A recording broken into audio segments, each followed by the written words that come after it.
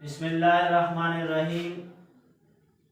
آج ہم lesson number 21 الدرس الحادی والعشرون پڑھ رہے ہیں۔ ضمائر کے بارے میں مضمون شروع تھا۔ پہلے ہم متکلم کے ضمائر کے بارے میں پڑھا، پھر مخاطب کے بارے میں، پھر غائب کے بارے میں اور غائب مؤنث کے بارے میں، واحد اور تثنیہ جمع مذکر غائب کے ضمائر جو کہ ہوا، ہما، ہم تھا۔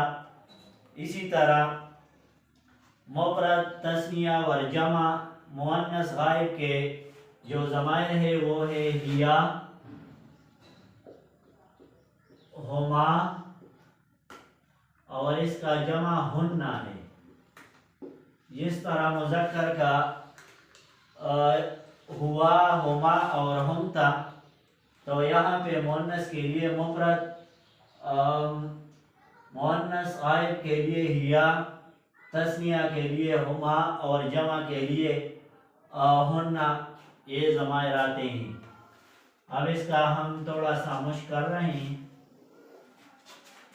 مثلا ہمارے پاس ایک جملہ ہے، وہ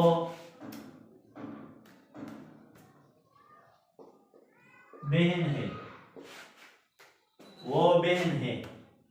تو چونکہ بہن مؤنث ہے، اسی وجہ سے مفرد، واحد مفرد غائب کا ضمیر اس کے ساتھ ہم لگائیں گے۔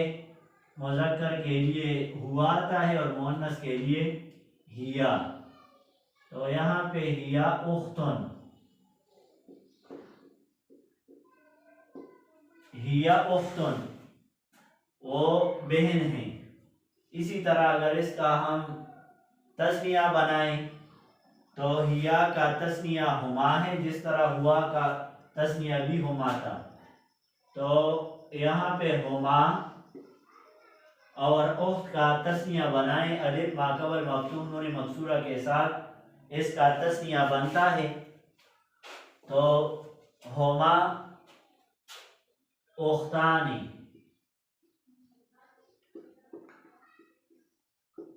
ہما اختانی، وہ دونوں بہن ہیں۔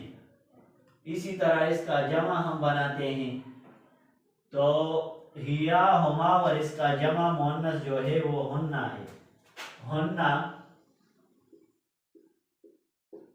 اور اخت کا جمع اخوات ہے۔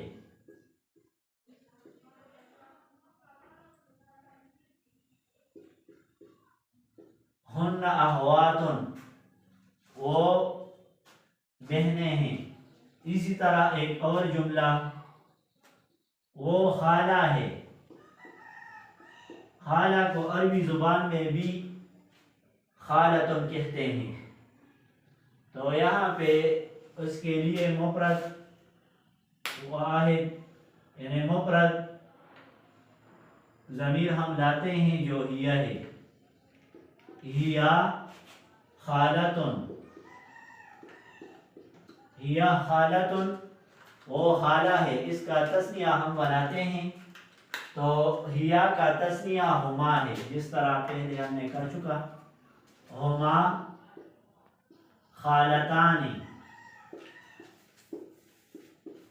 ہما خالتانی، وہ دو خالات ہیں۔ اسی طرح اس کا ہم جمع بناتے ہیں تو ہیا کا جمع ہننا ہے، ہیا ہما ہننا، اور خالتن کا جمع جو ہے خالات ہے، ہن خالاتن۔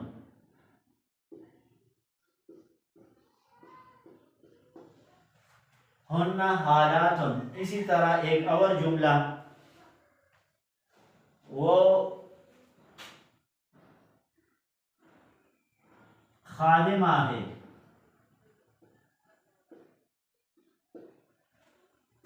تو یہاں پہ وہ چونکہ مفرد مؤنث غائب کا ضمیر ہے تو اسی وجہ سے اس کے ساتھ ہم ہیا استعمال کریں گے۔ ہیا خادمتن، وہ نوکرانی ہے، خادمتن نوکرانی کو کہتے ہیں۔ اردو میں اس کو خادمہ اور نوکرانی دونوں کہتے ہیں. ہیا خادمتن وہ نوکرانی ہے. اسی طرح وہ دونوں نوکرانی ہیں تو اس کا تثنیہ بناتے ہیں. ہیا کا تثنیہ ہما ہے اور خادمتن کا تثنیہ خادمتانی. ہما خادمتانی وہ دونوں خادمہ ہیں. اسی طرح اس کا جمع ہم بناتے ہیں وہ سب خادمات ہیں تو یہاں پہ ہن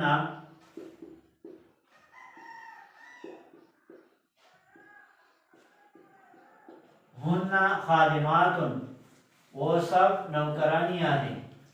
اسی طرح ایک اور جملہ ہم بناتے ہیں وہ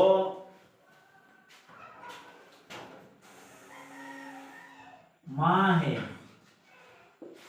ماں کو عربی زبان میں بھی کہتے ہیں اور والدتن بھی کہتے ہیں. یہاں پہ وہ کے لیے مفرد مؤنث غائب کا ضمیر ہم لاتے ہیں جو کہ ہیا ہے. ہیا والدتن یا ہیا دونوں صحیح ہے. ہیا والدتن اس کا تثنیہ ہم بناتے ہیں تو ہیا کا تثنیہ وہ ہما ہے اور والدتن کا تثنیہ والدتانی.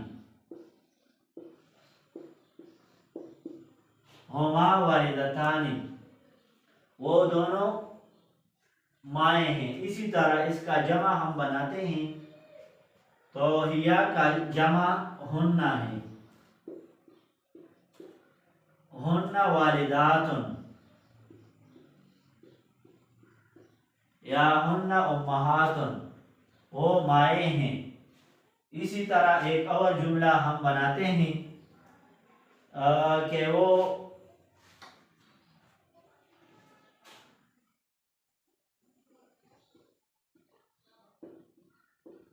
تاجرہ ہے. تاجرہ تاجر کی مؤنث ہے اسی وجہ سے یہاں پہ ہم ہیا استعمال کریں گے. ہیا تاجرتن.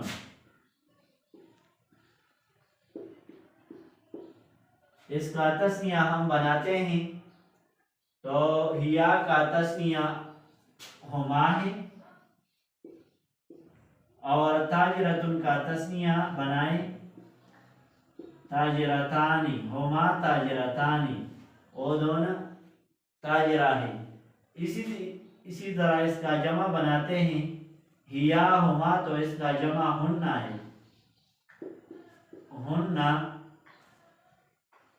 ہن تاجراتن.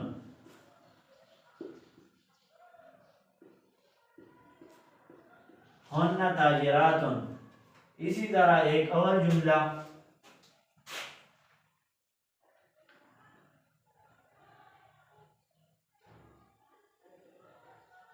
وہ سلمہ ہے تو وہ کے لیے یہاں پہ ہیا آتا ہے. ہیا اور سلمہ چونکہ عالم ہے نام ہے اسی وجہ سے وہی سلمہ لکھ لے.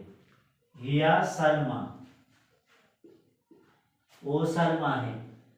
اسی طرح اس کا ہم تثنیہ بناتے ہیں یہاں پہ دو نام ہم اکٹھے لاتے ہیں.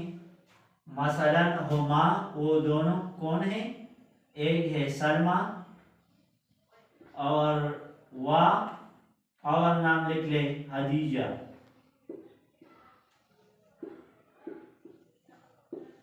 ہما سلمہ و خدیجہ.